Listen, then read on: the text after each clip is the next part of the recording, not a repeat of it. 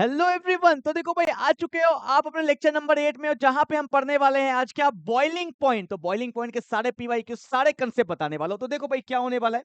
तो देखो boiling point में ना दो टाइप का कंसेप्ट होता है। पहला केस नंबर 1। देखो भाई केस नंबर 1 में मैंने क्या ले लिया है कि compound having the different molecular mass, मतलब मास ही अलग है, मतलब कंपाउंड ही अलग है। जैसे मैंने एग्जांपल ले लिया, ध्यान से देखो, मैंने यहाँ पे लिखा CH3F लिखा ना, और साथ में मैंने यहाँ पे ले लिया CH3Cl। तो यहाँ पे ऑब्जर्व करो कंपाउंड ही डिफरेंट है, तो इस केस में बॉइलिंग पॉइंट कैसे निकालेंगे। और दूसरा केस क्या बोला है कि compound having the same molecular mass, mass तो सेम है बट यहां पे क्या लिखेंगे, different structure, different structure. Clear है, जिसको आप लोग क्या बोलते हो भाई, आइसोमर्स बोलते हो ना, आइसोमर्स। तो मैं एक छोटा सा एग्जांपल लेके यहाँ पे बताता हूँ, फिर मैंने मेन क्वेश्चन में कराऊंगा। मैंने लिखा यहाँ पे CH3CH, यहाँ पे ले लिया Cl और यहाँ पे ले लिया CH3। क्लियर है। और मैंने एक और एग्जांपल लिया, मैंने यहाँ पे लिखा CH3 CH2 CH2 और यहाँ पे ले लिया मैंने Cl। ऑब्जर्व करना जरा सा, how many carbon, 1 2 3, how many carbon यहाँ पे 1 2 3 है ना, हाउ मेनी Cl 1, यहाँ भी Cl कितना 1, how many hydrogen 3 4 5 6 7, 3 4 5 5 6 sorry 3 4 5 6 7। Clear है। तो आप देख सकते हो यहाँ पे दोनों का फॉर्मूला क्या है, सेम है, पर दोनों का स्ट्रक्चर क्या है, अलग है। तो ऐसे क्वेश्चंस को करेंगे हम लोग केस नंबर 2 में। तो दो टाइप के केसेस बनते हैं। क्लियर है ना। तो आओ फटाफट से कंसेप्ट में बताता हूँ क्या होता है, ध्यान से देखना। बोला है compound having the different molecular mass. तो मैंने क्या किया, यहाँ पे क्वेश्चन लिया, पहले CH3F ले लिया, फिर मैंने ले लिया यहाँ पे CH3Cl ले लिया, फिर मैंने यहाँ पे CH3Br ले लिया, और मैंने यहाँ पे ले लिया CH3 आयोडीन। तो आप ऑब्जर्व करो हुआ क्या, CH3 तो सब में कॉमन दिख रहा है आपको, और यहाँ पे कौन है, फ्लोरीन, फिर क्लोरीन, फिर ब्रोमीन, फिर आयोडीन, मतलब कंपाउंड डिफरेंट है। और कंपाउंड डिफरेंट है तो मास भी तो सबका अलग अलग होगा। तो देखो आपको एक बार पता होगा क्या कि पीरियोडिक टेबल में फ्लोरीन, क्लोरीन, ब्रोमीन, आयोडीन एक लाइन में होते हैं, इसी को हैलोजेंस बोला जाता है। और जब हम लोग टॉप से बॉटम जाते हैं ना, तो इन एटम का साइज इंक्रीज कर जाता है, और साइज इंक्रीज करेगा तो मास भी इंक्रीज कर जाएगा। अब हमें देखना है कि मास इंक्रीज करने से बॉइलिंग पॉइंट में क्या चेंज आता है। तो पहले मैं आपको बता रहा हूं कि जो बॉइलिंग पॉइंट होता है ना, बॉइलिंग पॉइंट जो होता है ये डायरेक्टली प्रोपोर्शनल होता है किसके, मॉलिक्यूलर मास के। किसके प्रोपोर्शनल होता है, मॉलिक्यूलर मास के। मतलब क्या कि जिसका बॉइलिंग पॉइंट ज्यादा, मतलब उसका मॉलिक्यूलर मास ज्यादा, या आप ऐसा बोल लो, जिसका मॉलिक्यूलर मास ज्यादा उसका बॉइलिंग पॉइंट ज्यादा, और जिसका मॉलिक्यूलर मास कम उसका बॉइलिंग पॉइंट भी क्या हो जाता है, कम हो जाता है। क्लियर है। तो अब यहां से देख के बता सकते हो कि सबसे ज्यादा मास किसका होता है, आयोडीन का, तो सबसे ज्यादा बॉइलिंग पॉइंट भी किसका होगा, आयोडीन का। तो सबसे ज्यादा बॉइलिंग पॉइंट होगा आयोडीन का, उससे कम होगा ब्रोमीन का, उससे कम होगा क्लोरीन का, और सबसे कम किसका होगा, फ्लोरीन का। क्लियर है। एक बात मैं आपको और बताता हूं एग्जांपल से, रियल लाइफ एग्जांपल नहीं लोगे तो मैंने क्या किया, 4 कंटेनर लिया सेम साइज का। क्लियर है ना।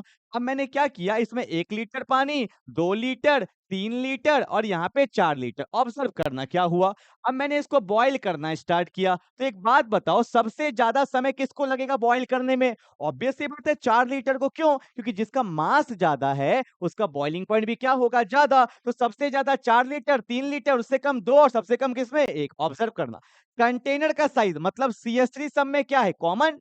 और यहाँ पे फ्लोरीन 1 लीटर, क्लोरीन साइज बढ़ गया 2 litre, bromine 3 litre, iodine 4 litre. तो जिसका मास ज्यादा उसका बॉइलिंग पॉइंट भी ज्यादा। क्लियर है। तो यहां से आप उतार सकते हो फटाफट से कंसेप्ट। और एक लाइन लिखना क्या, एक लाइन लिखना क्या, पहले लिखो जल्दी से।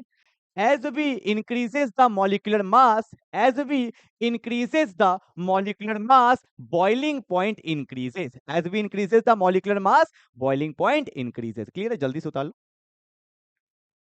चलो भाई मूव करते हैं केस नंबर 2 पे। क्या बोला है देखो, compound having the same molecular मास, मतलब डिफरेंट स्ट्रक्चर में। एग्जांपल लेता हूं पहले।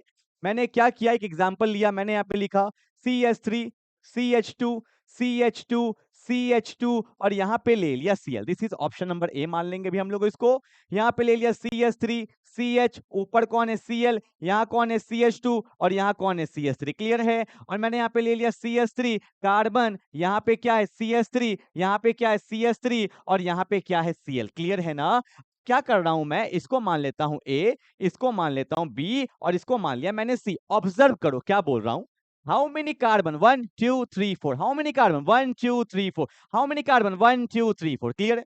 हाउ मेनी Cl 1 यहाँ भी Cl1 और यहाँ भी Cl1। अब हाइड्रोजन भी काउंट कर लो, 3 4 5 6 7 8 9, या 3 4 5 6 7 8 9, 3 3 6 और 9, मतलब कंपाउंड का फॉर्मूला सेम है, तो मास भी सेम है, और सबका स्ट्रक्चर क्या है, अलग अलग। ऑब्जर्व क्या करना है, ध्यान देना, इसका सरफेस एरिया सबसे ज्यादा है, मतलब इसमें ब्रांचिंग कुछ भी नहीं है।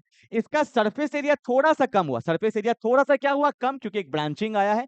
और इसका सरफेस एरिया पूरा कम हो गया, मतलब इसमें ब्रांचिंग बहुत ज्यादा आया है। तो एक बात मैं आपको बता रहा हूं क्या, कि जिसका सरफेस एरिया ज्यादा होगा, मतलब surface area is directly proportional to boiling point. Surface area is directly proportional to boiling point, मतलब जिसका सरफेस एरिया ज्यादा उसका बॉइलिंग पॉइंट ज्यादा, जिसका सरफेस एरिया कम उसका बॉइलिंग पॉइंट भी क्या होता है, कम। और इसका रीजन सुनो, जिसका सरफेस एरिया ज्यादा होता है वो कंपाउंड स्टेबल रहता है, तो उसको तोड़ना आसान नहीं होगा। पर यहाँ पे देखो, इसमें ब्रांचिंग बहुत बढ़ गया, मतलब क्राउडिंग बहुत बढ़ गया, तो हल्का सा हीट करेंगे तो बॉन्ड क्या होने लगेगा, टूटने लगेगा। क्लियर। मैं एक छोटा सा एग्जांपल लेता हूं। याद करो कि जब ठंडा का मौसम रहता है तो एक बेंच में 4 लोग 5 लोग एक साथ बैठते हैं, सब बॉन्ड बना के रहते हैं। पर जब गर्मी का मौसम आता है तो सब दूर दूर भागते हैं, कोई चिपक के नहीं बैठता है, तो उसी बेंच में 3 लोग बैठते हैं, हाँ या ना। तो जैसे हीट बढ़ा, बॉन्ड क्या हो गया, वीक हो गया, टूटना क्या हो गया, आसान। तो सेम चीज हुआ कि यहाँ पे आप देख सकते हो हल्का सा हीट में टूट गया, पर यहाँ पे आपको ज्यादा हीट करना पड़ेगा, क्योंकि कंपाउंड क्या होता है, स्टेबल होता है। तो क्राउडिंग बढ़ेगा तो बॉइलिंग पॉइंट क्या हो जाएगा, कम हो जाएगा। कंसेप्ट में क्लियरिटी आ गया होगा, ठीक है। चलो भाई आगे बढ़ते हैं, कुछ क्वेश्चंस करते हैं। Which of the following has the highest boiling point, C2H5 C2H5 C2H5 सब में कॉमन है। यहाँ पे फ्लोरीन है, क्लोरीन है, ब्रोमीन है, आयोडीन है, तो आयोडीन का मास ज्यादा है, तो आयोडीन का ऑब्वियस सी बात है बॉइलिंग पॉइंट भी क्या होगा, ज्यादा होगा। क्लियर है, ये सारे PYQ से। अगला क्वेश्चन देखो, which of the following has the highest boiling point among the following compound, तो क्या होगा, ऑब्जर्व करो। हाउ मेनी कार्बन, 1 2 3 4 कार्बन है, यहाँ भी 1 2 3 4 कार्बन है, यहाँ भी 1 2 3 और एक 4 कार्बन है, ठीक है। सब में Cl भी कॉमन है और सब में हाइड्रोजन भी कॉमन है, ठीक है ना। देखो जिसका सरफेस एरिया सबसे ज्यादा, आपको ध्यान से देखो, यहाँ पे अगर काउंट करोगे तो सब स्ट्रेट लाइन में है, तो इसका सरफेस एरिया सबसे ज्यादा है, इसलिए इसका बॉइलिंग पॉइंट भी क्या होगा, सबसे ज्यादा। और बॉइलिंग पॉइंट सबसे कम किसका होगा, इसका, क्योंकि क्राउडिंग बहुत ज्यादा बढ़ गया है, ब्रांचिंग बहुत ज्यादा बढ़ गया है। क्लियर है ना। चलो भाई आगे बढ़ते हैं। एक लास्ट क्वेश्चन, सब्जेक्टिव भी कभी कभी आ जाता है। N butyl bromide has the highest boiling point than the third butyl bromide. पर कभी कभी क्या होता है, हम नाम से ही नहीं पहचान पाते। एन का मतलब होता है नॉर्मल, ब्यूटाइल का मतलब 4 कार्बन, मतलब ये कुछ ऐसा स्ट्रक्चर बनेगा, CH3 CH2 CH2 CH2 Br, this is an butyl bromide. और टर्ट, ये टी का मतलब होता है टर्ट, याद रखना, त्रिशूल। पहले मैं आपको स्ट्रक्चर दिखाता हूं इसका। इसका स्ट्रक्चर कुछ ऐसा होता है, ये कार्बन है, ऊपर मेरा CH3 है, यहाँ पे मेरा CH3 और यहाँ पे मेरा Br। दिस इज टर्ड ब्यूटाइल, 1 2 3 4, ये टर्ड ब्यूटाइल ब्रोमाइड होता है। जब इसका बॉन्ड लाइन बनाओगे ना, तो ये बीच वाला कार्बन 1 2 3 ये त्रिशूल टाइप का दिखता है, तो इससे आप याद रख सकते हो, ठीक है। अब ऑब्वियस सी बात है, इसका सरफेस एरिया ज्यादा है, इसका सरफेस एरिया कम है, इसलिए इसका बॉइलिंग पॉइंट क्या है, ज्यादा है। तो लिख सकते हो क्या, n butyl bromide has the higher surface area, therefore it has the higher boiling point. और नीचे दिखा देना कि सरफेस एरिया जो होता है वो डायरेक्टली प्रोपोर्शनल किसके होता है, बॉइलिंग पॉइंट के। बस एक नंबर का क्वेश्चन आता है, आप इतना डायग्राम बना के भी दिखा सकते हो। क्लियर है। तो आई होप लेक्चर 8 आपको अच्छे से समझ में आ गया होगा, बॉइलिंग पॉइंट का पूरा कंसेप्ट क्लियर हो गया होगा। तो मिलने वाले लेक्चर नंबर 9 में, तो तब तक के लिए बाय बाय।